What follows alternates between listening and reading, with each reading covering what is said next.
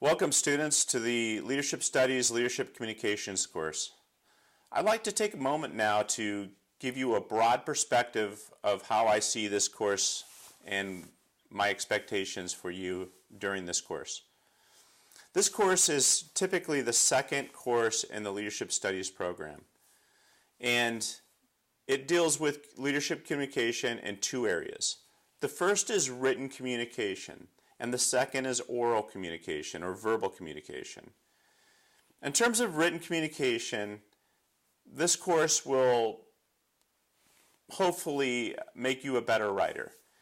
Now, the course itself is not going to do that. You're going to have to put in the effort, and you're going to have to practice the skills of written communication, which is basically to write, and to strive for error-free written communication.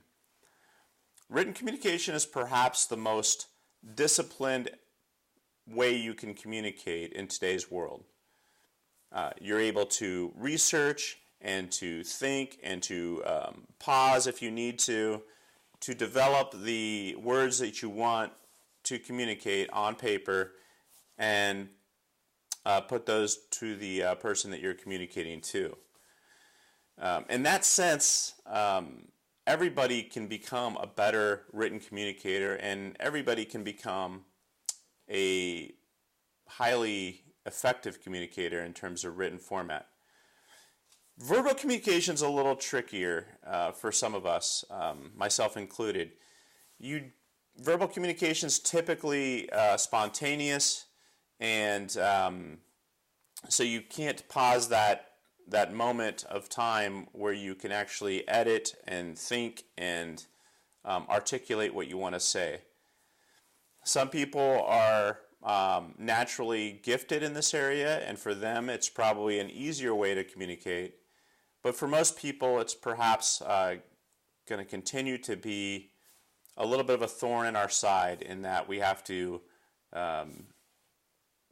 practice communicating, but knowing that we can never be ready for every possible oral communication setting and conversation. For that reason, I'm focusing on the Crucial Conversations book for that particular portion of the course, and in that kind of focusing on setting the right mindset for when you do have important conversations. Let's go back to the written communication aspect of the course.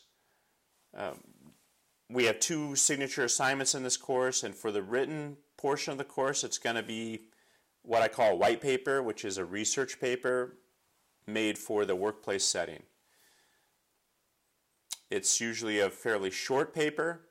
I'm looking for right around 5 to 6 pages, and like I said, it's usually for the workplace setting, and in this case, it should deal with a leadership topic. And let me pause for a second to talk about that. This is a leadership studies program. So what we write about and what we communicate in our online leadership training session should be focused on areas that can either promote your leadership plan in the future, or to share with the participants, in the case of the online leadership session, an interesting leadership-related topic. Also, from the written perspective, your research paper, also known as the white paper, should be on a leadership-related topic. The same thing. It can be on your leadership plan, or it should be on a topic of leadership that's interesting for the audience that we have here.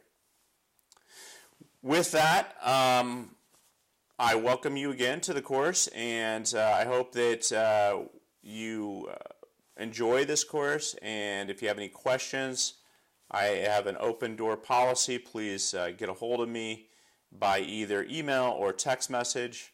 Those email addresses and phone numbers are on the course main page.